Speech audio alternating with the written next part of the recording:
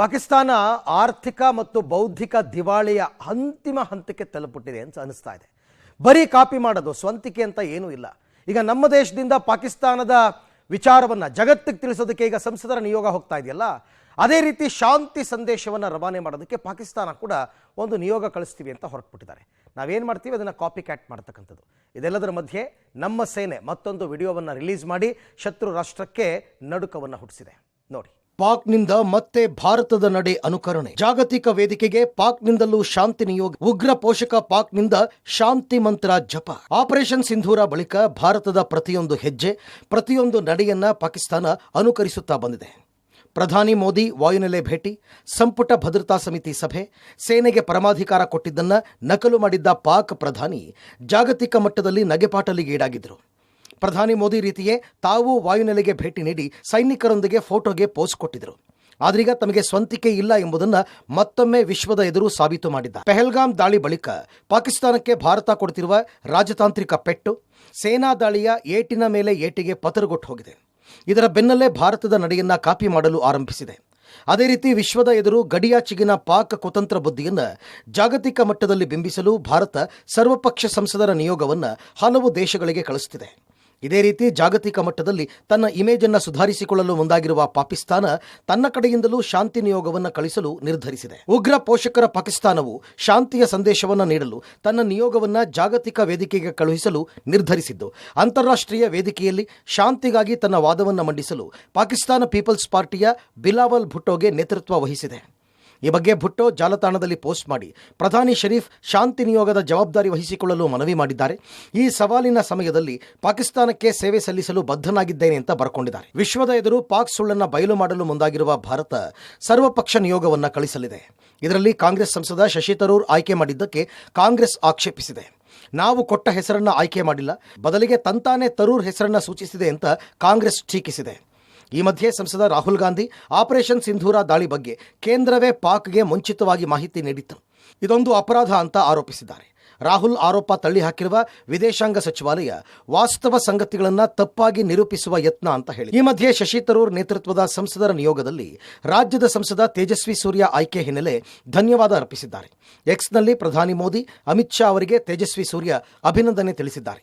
ಪಾಕ್ ಪ್ರೇರಿತ ಭಯೋತ್ಪಾದನೆ ಬಗ್ಗೆ ಭಾರತದ ಸಂದೇಶವನ್ನು ಜಗತ್ತಿಗೆ ಪರಿಣಾಮಕಾರಿಯಾಗಿ ತಿಳಿಸ್ತೀವಿ ಅಂತ ಪೋಸ್ಟ್ ಮಾಡಿದ್ದಾರೆ. ಭಾರತ ಪಾಕ್ ನಡುವೆ ಕದನ ವಿರಾಮ ಮುಂದುವರಿ. ಡಿಜಿಎಂಒಗಳ ಮಾತುಕತೆಗೆ ದಿನಾಂಕ ನಿಗದಿಯಾಗಿಲ್ಲ. ಇನ್ನು ಇಂದಿಗೆ ಭಾರತ ಪಾಕ್ ನಡುವಿನ ಕದನ ವಿರಾಮ ಒಪ್ಪಂದ ಅಂತ್ಯವಾಗಲಿದೆ ಎಂಬ ವದಂತಿಗೆ ಸೇನಾ ಅಧಿಕಾರಿಗಳು ಸ್ಪಷ್ಟನೆ ಕೊಟ್ಟಿದ್ದಾರೆ.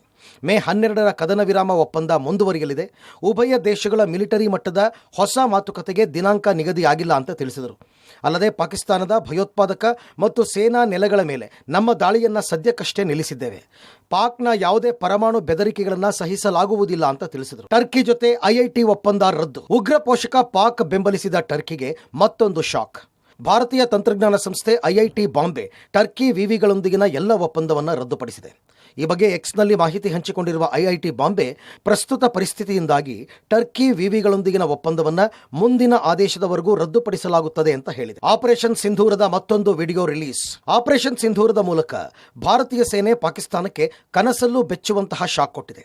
ಇದೀಗ ಆಪರೇಷನ್ ಸಿಂಧೂರದ ಮತ್ತೊಂದು ವಿಡಿಯೋವನ್ನು ವೆಸ್ಟರ್ನ್ ಕಮಾಂಡ್ ಬಿಡುಗಡೆ ಮಾಡಿದೆ.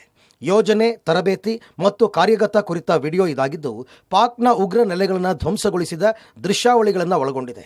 ಭಾರತೀಯ ಸೇನೆ ದಾಳಿಯ ವಿಡಿಯೋ ಬಿಡುಗಡೆ ಮಾಡುವ ಮೂಲಕ ಪಾಕಿಸ್ತಾನಕ್ಕೆ ಎಚ್ಚರಿಕೆಯ ಸಂದೇಶ ರವಾನಿಸಿದೆ. ಇನ್ನು ಅಪರಿಚಿತ ಹಾಗೂ ಅನುಮಾನಾಸ್ಪದವಾಗಿ ಬೇರೆ ದೇಶದ ವ್ಯಕ್ತಿಗಳು ಹುಬ್ಬಳ್ಳಿ ಧಾರವಾಡ ಮಹಾನಗರದ ಕೆಲವು ಮಸೀದಿಗಳಲ್ಲಿ ಓಡಾಟ ನಡೆಸ್ತಾ ಇದ್ದು, ಇದನ್ನು ಪರಿಶೀಲಿಸುವಂತೆ ಪೊಲೀಸ್ ಆಯುಕ್ತ ಶಶಿಕುಮಾರ್ಗೆ ಶಾಸಕ ಅರವಿಂದ್ ಬೆಲ್ಲದ್ ಪತ್ರ ಬರೆದಿದ್ದಾರೆ.